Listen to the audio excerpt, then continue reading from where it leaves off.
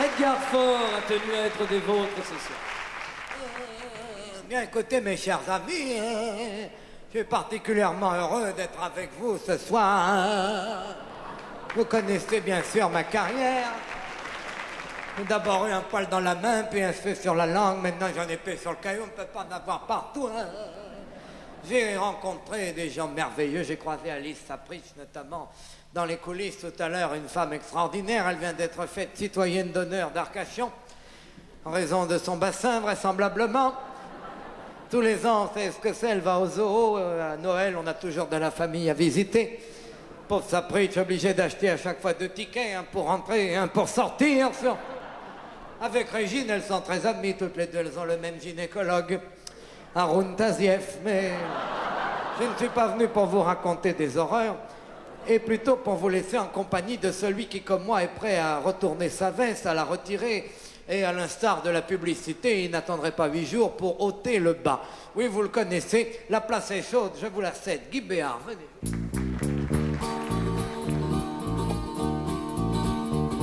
Bonsoir. Y a-t-il ici quelques godillots à cirer? Moi je porte au nu, faut qu'on s'habitue. De Gaulle est le plus grand, à moi de le glorifier. Et c'est sans problème, j'avoue que je l'aime. Y a-t-il ici quelqu'un à flatter? Je m'en vais m'exécuter.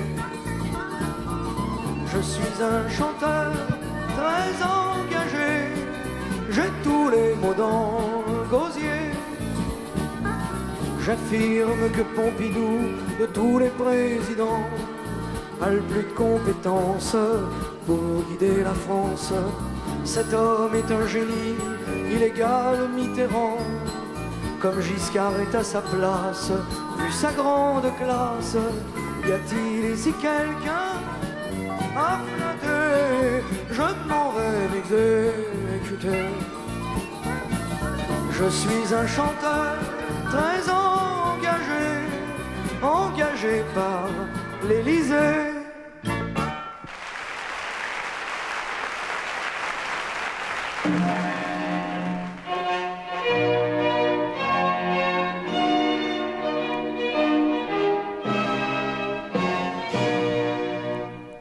Mesdames et messieurs, bonsoir. Au micro Léon Zitrone avec les caméras de TF1. Dans quelques secondes, le chef de l'État, le président Giscard d'Estaing, va s'adresser à la nation. Nous sommes en direct à l'Élysée. Il y a ici Jean-Pierre Elkabbach, Yves Mourouzi, André Arnaud, Albert Simon et, naturellement, votre serviteur. Bonsoir, madame. Bonsoir, mademoiselle. Bonsoir, monsieur. Je voudrais, avec vous, ce soir, faire un rapide tour d'horizon de la situation politique conduite par le gouvernement. Je pense que l'horizon est vraisemblablement la ligne qui définira le mieux cette action, puisque vous pouvez le constater dans tous les manuels, c'est la ligne qui recule au fur et à mesure que l'on avance. Y a-t-il une première question? Monsieur le Président, André Arnaud, Europe 1, que pensez-vous de l'affaire des plombiers du canard enchaîné? Écoutez, je n'ai jamais entendu parler de cette affaire. C'est nouveau, non? Non, écoutez, j'en ai assez. J'en ai par-dessus la tête de ces pseudo-safaris cadeaux en Afrique, par exemple. On me rabat les oreilles, tout ça. C'est vrai que je vais de temps en temps en Afrique, uniquement pour chasser mes idées noires. Il n'y a pas là de quoi en faire une affaire. Et je vous dirais que les villages africains me rappellent mes ministres, puisqu'ils ont eux aussi une case de vide. Monsieur le Président Jean-Pierre Elkabbach, que pensez-vous de la liberté d'expression sur les ondes françaises par rapport aux autres pays?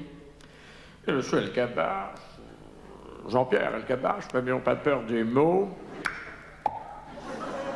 Je vous dirais que l'information dans une société comme la mienne, comme la nôtre, une société libérale complètement avancée, eh bien l'information est très importante. C'est pourquoi j'ai demandé aux frères Duhamel d'accepter que je leur donne moi-même le texte de leurs informations de 13h, 20h, 23h sur les 3 chaînes, libre à eux d'en corriger comme ils l'apprécieront, si vous voulez, non pas le contenu, mais la ponctuation. Monsieur le Président, puis-je profiter de l'occasion qui m'est offerte de vous interviewer aujourd'hui pour vous demander si je pourrais commenter en Mondovision l'union prochaine de votre fille aînée Valériane, et par avance, je vous en remercie. Valériane a fait des recettes fort intéressantes, comme l'omelette Pogna, au poulet bien bavure, la soupe Raymond Barre au vieux crouton bien gratiné, et le soufflé Mitran. Il faut une bonne pâte, vous la laisser reposer pendant une vingtaine d'années, vous chauffez au rose, ça gonfle, et c'est plein d'air, ça retombe aussitôt.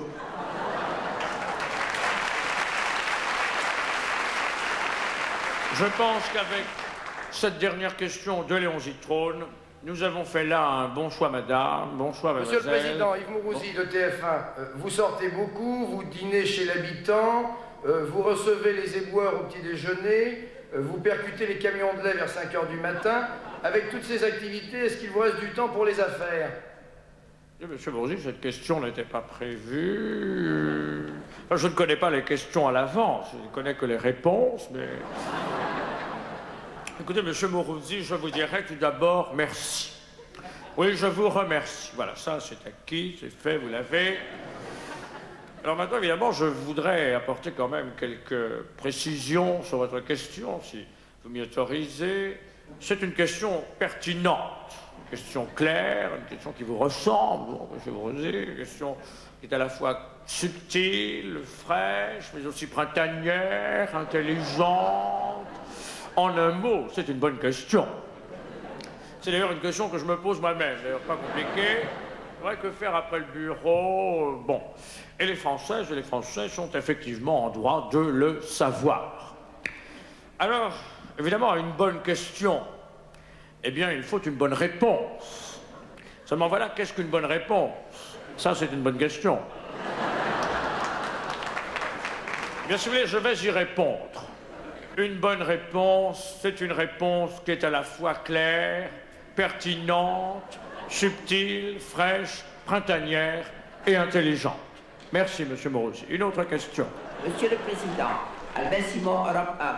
Je sais qu'il est difficile de prévoir le temps à si longue échéance, mais pouvez-vous nous dire le temps qu'il fera en mai 1981, échéance de votre actuel septennat?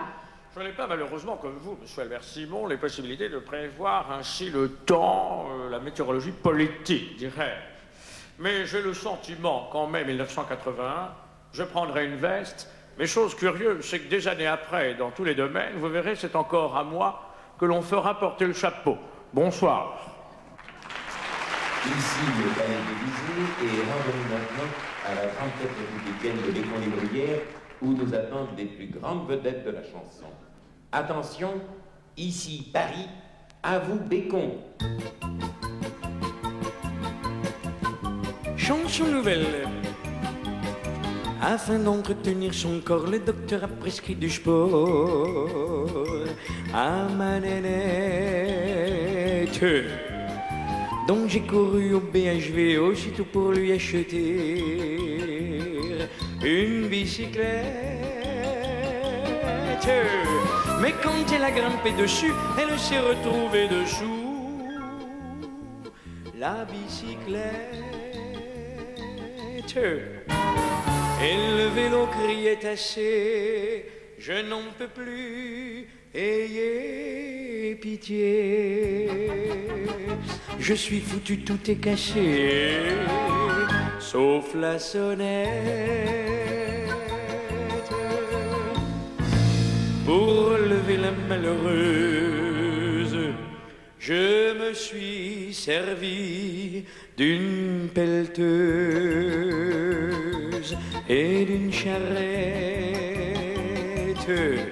avec 2 ou 3 bons amis entrepreneurs de maçonnerie, pour ma nénette.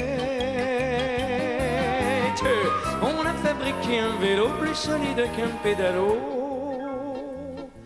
hélas nénette, quand elle atteignit la rivière, elle comme une pierre. Tout disparu en un éclair, sauf la sonnette.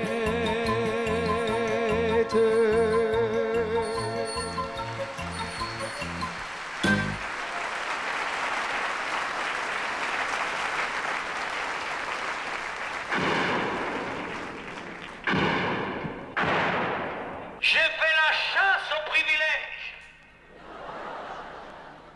Vous avez vu la date là sur le calendrier, 10 mai 1981. 8h moins quart, 19h75 pour les puristes. Nous sommes tous réunis dans la cellule du Parti communiste section Marigny. C'est remarqué que nous autres communistes, en cause de liberté, puis on se réunit dans des cellules. C'est pour habituer les gens quand on prend le pouvoir démocratiquement avec les chars d'habitude. Mais là, je crois qu'on va même pas en avoir besoin parce que j'ai les chiffres en toutes lettres. 51% pour les socialo-communistes, mais que 14% pour les communistes socialo. Ça fait 51% à nous deux, moi tout seul. Ça va changer. D'abord, il y a des Français qui trouvent qu'ils ont trop de travail. Alors là, dès demain, il y en a plein qui n'en auront plus du tout, hein. Notamment à la radio, à la télévision, tout ça. Bon, pour les vacances, là, notre programme est très simple. On va organiser des voyages organisés. J'ai eu d'ailleurs mon camarade à ce propos, Youpi Andropov. Il n'a pas une grosse place encore, il travaille dans un KGB, il chasse les taupes. Il m'a dit, l'ouvrier français sera aussi heureux que l'ouvrier russe. On va lui payer des balades en Afghanistan, balades en hélicoptère pour éviter les chutes de pierre. Même pour les catholiques communistes, il y en a, marxistes, dans ce Groucho. On a une agence qui organise des voyages à Rome, une agence bulgare qui est très très bien. Elle oblige même Jean-Paul II à bénir la foule les deux mains dans les poches pour éviter qu'il fasse des signaux aux agents de la CIA. Ça va changer. C'est une victoire après un combat. Je me suis battu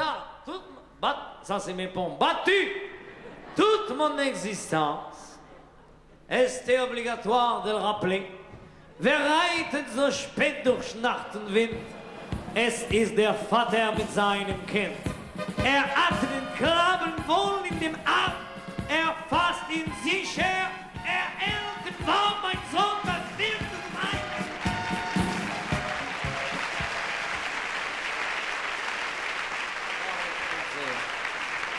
C'est des souvenirs de jeunesse, hein, non, qui c'est qui m'a appris la langue de Goethe, là? C'est une femme terrible, là, Mégère Schmidt. Je peux vous dire que ce soir, en tout cas, la droite à Giscard. Destin terminé. Râpé. C'était une politique, je l'ai dit et répétable, lamentable, déplorable, menée, vous le savez bien d'ailleurs, contre les intérêts fondamentaux, les grands intérêts des travailleurs et des travaillatrices. Je prends les téléspectateurs et tateuses à témoin.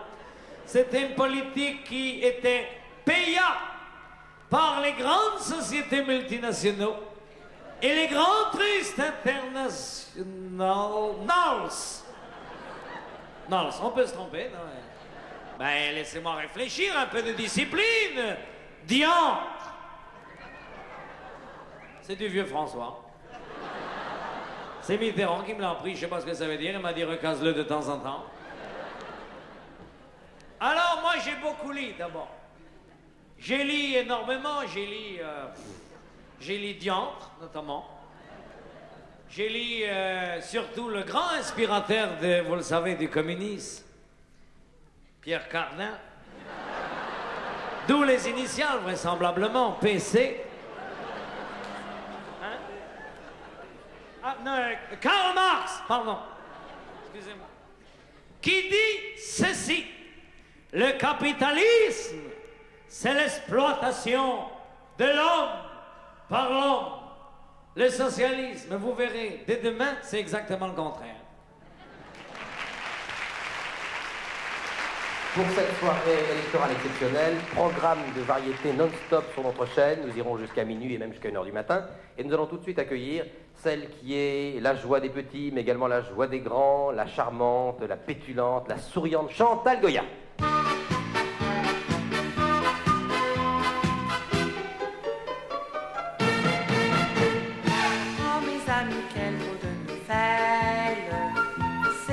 N'en crois pas mes oreilles. À Marigny, il s'en vient et passe, venant de l'Élysée, de la rue d'en face. Une bande de voyous qui volent, une bande de vauriens qui m'affole. Si par malheur elle arrivait là, faudrait planter vos œufs, croyez-moi.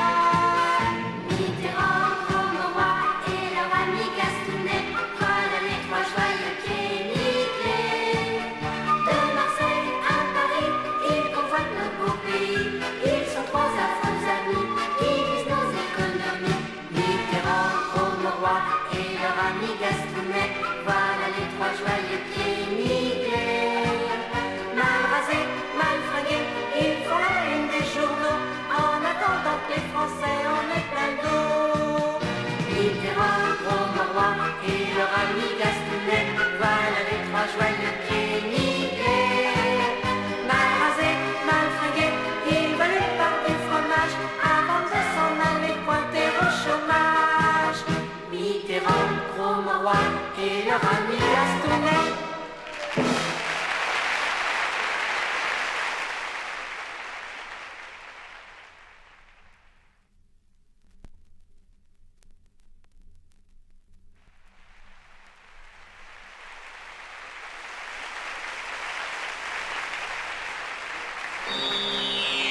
Cinq, 4, 3, 2, 1.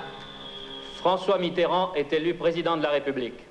Nous répétons donc, estimation C2I et Welbull, Monsieur François Mitterrand est élu président de la République, 51,7%, Valéry Giscard d'Estaing, 48,3%. Oui, Jean-Pierre Elkabbach, Étienne Moujotte, ici Bernard Mabille pour Europe 1. Eh bien, en voyant vos têtes à la télévision, on a tout de suite compris ce qui se passait. Et comme Europe 1 est intelligente, à 19h55, nous avons redéballé les micros. Le président descend de sa chambre avec Roger Hanin, qui fête ce soir son grand retour. Et je crois que le président va faire son entrée. Il a l'air très gai, comme à son habitude. Monsieur le Président, la France entière est pendue à vos lèvres. Françaises et Français, que pouvons-nous faire pour la France ce soir? Rien, hélas. C'est elle et elle seule qui a choisi sa voie, la voie de l'aventure. Hein? Monsieur le Président. Qu'est-ce qu'il a voulu me faire perdre les pétales ou quoi? Dans l'autre poche. Hein? Dans l'autre poche. Merde, je suis bourré là. Roger Hanin m'avait dit si tu gagnes poche gauche, si tu perds poche droite. Gauche, droite, j'ai jamais su faire la différence, moi, qu'est-ce que vous voulez?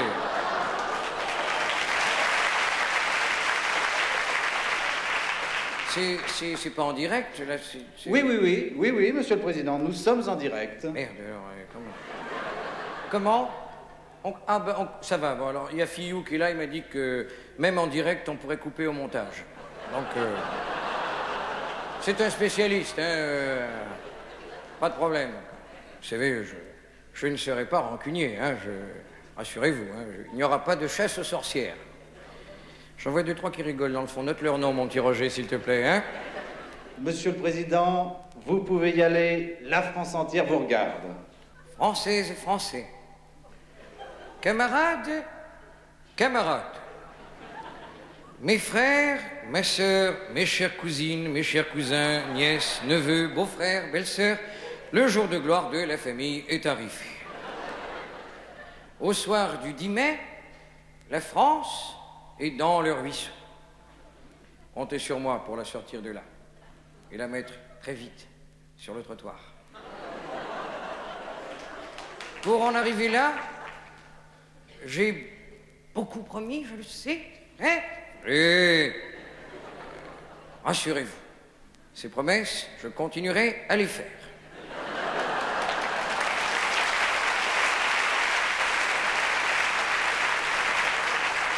Je n'aurai qu'une devise pendant 7 ans, chose promise, chaume due. Je vais m'entourer pour cela de ministres compétents. Ça va faire du bruit. Je vais faire mentir l'opposition qui affirme que la rose est la seule chose que nous ayons vraiment au point. Je vais surtout planifier l'économie. Oui, je sais que pour beaucoup d'entre vous, l'économie est un sujet difficile, particulièrement ardu à comprendre. Ah, c'est vrai. Tout le monde n'est pas économiste de nature. Et je pense, pour paraphraser Giscard d'Estaing, qu'avec moi, au moins, sur ce plan-là, vous avez fait le bon choix. Là, pas de problème, l'économie, c'est mon truc, si vous voulez. Alors, mettons, je vais dans une région de France, prenons n'importe laquelle, prenons Bordeaux, par exemple, je m'aperçois qu'à Bordeaux, il n'y a plus de travail du tout. Il n'y a plus que du chômage, quoi. Hein? Alors, qu'est-ce que je fais? Ben, je fais tout ce qui est en mon pouvoir pour que, à Strasbourg, de l'autre côté de la France, il n'y ait plus de travail du tout non plus. Voilà, c'est ça, planifier l'économie. Voilà.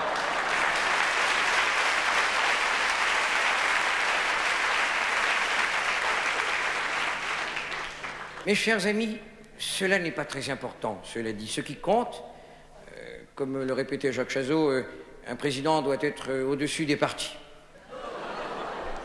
Eh bien, je serai celui-là. Car ce qu'il faut dans notre beau pays, la France, finalement, c'est rassembler les Françaises, les Français, sur un projet qui soit fait de plus d'humanité, de chaleur, dans les rapports entre oui, mes bien chers frères, ce 4e dimanche après la Pentecôte, le Seigneur va venir. Qu'est-ce que je raconte, moi?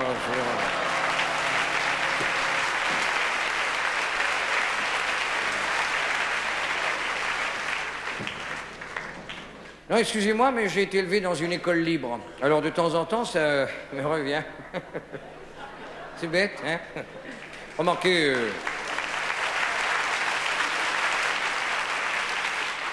J'ai été élevé dans une école libre, mais je me vengerai. J'attendrai au moins que mes neveux et les enfants de mes ministres aient tous terminé leurs études.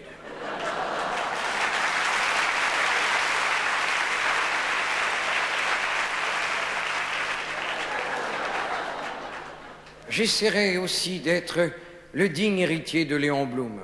Il avait du génie et il avait aussi un chapeau. Mendès France a hérité du génie et moi du chapeau.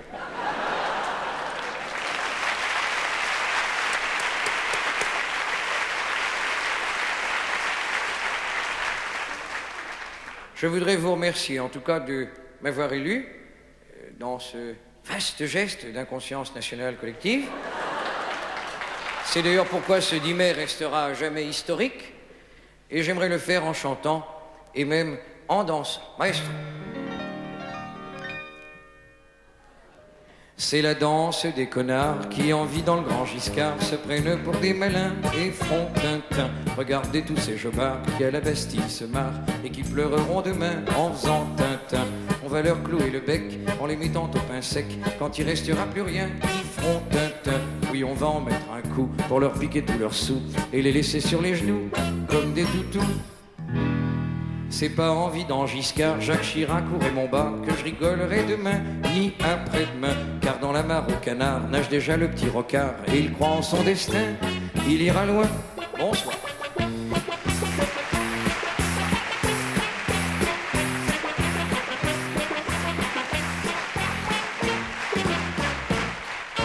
Eh bien, merci, Monsieur le Président. Je vous rappelle que cette allocution était produite par Christine Gouze-Rénal et mise en scène par Roger Hanin. Bravo Roro, Nous allons maintenant rejoindre Versailles. Versailles et sa galerie des glaces où nous attend Dalida. À vous, Dali.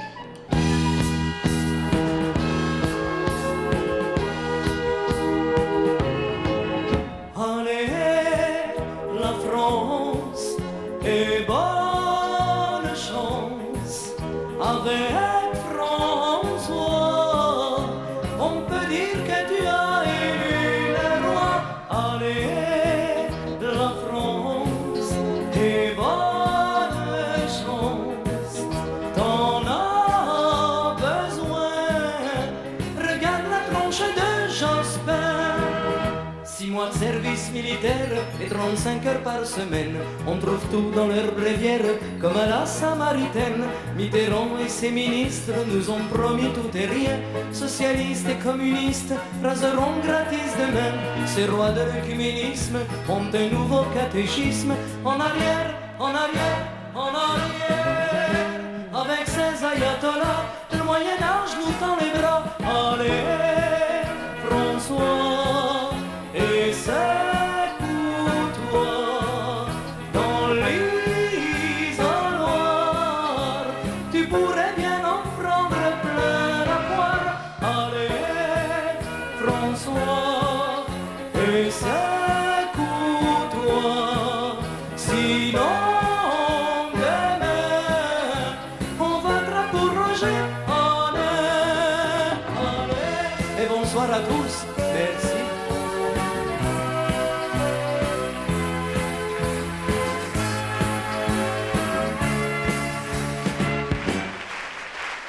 Française, Français, c'est encore moi, le général. Vous savez, de là-haut, je vois tout.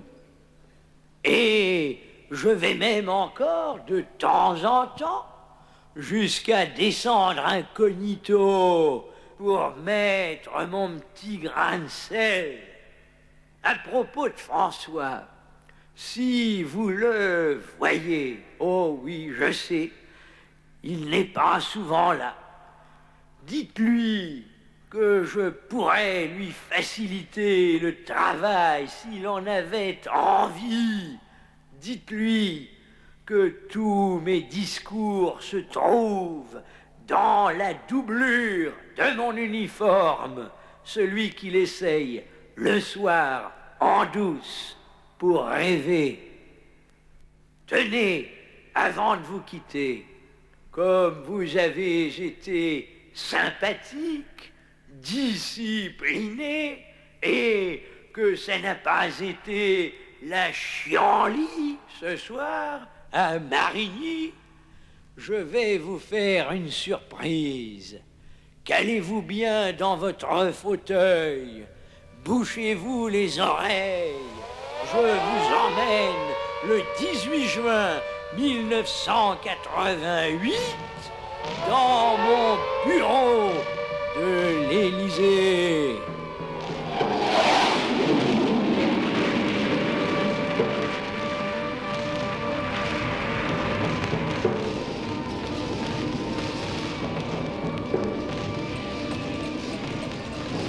Ici Jacques Chirac.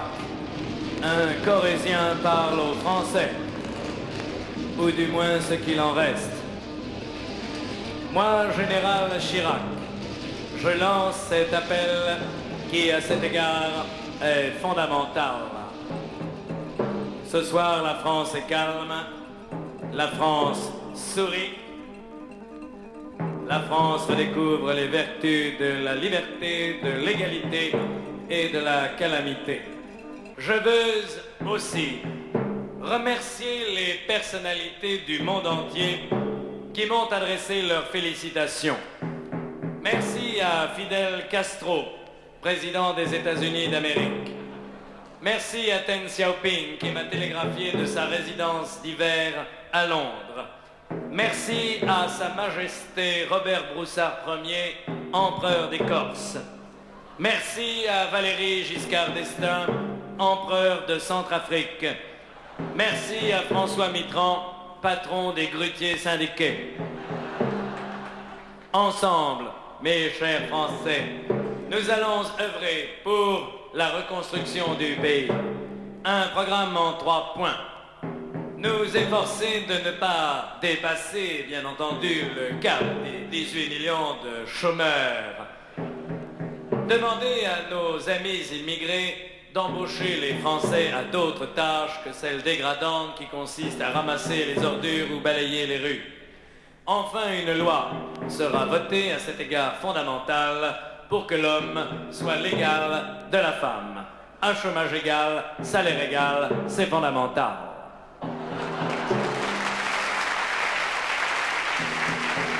Françaises, Français, pour une France nouvelle, il faut un symbole nouveau. Je déclare donc affectueusement notre Marianne Lynn Renaud, chanteuse populaire, nationale et obligatoire. Vive la rigolade, vive la France.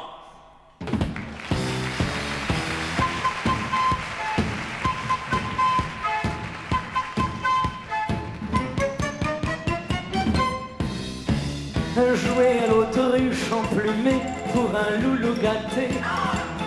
Bye bye. Fini les stress de Vegas et les strass dégueulasses. Vegas, toute une vie à monter, sans ascenseur l'escalier, pour quelques obsédés qui m'attaient mes nénés. Tout ça c'est terminé. Car Jacques Chirac m'a donné du Châtelet les WC. Bye bye. En me faisant d'un pipi, il m'a changé la vie. Bye bye, merci. Car je vous le dis, croyez-moi, merci. Jamais tant de gens à la fois, mais qu'est-ce qu'ils ont tout. Ne venait à mes shows, je suis star à nouveau. Ça grâce au lavabo. Ce spectacle est terminé, je commence à fatiguer. J'baille, vous n'avez pas de pitié, dites au revoir à mémé, à vous. Après ces 2h30, si vous en avez envie, c'est le cas de le dire, revenez à Marigny. En attendant, merci, merci et puis bye bye bye bye.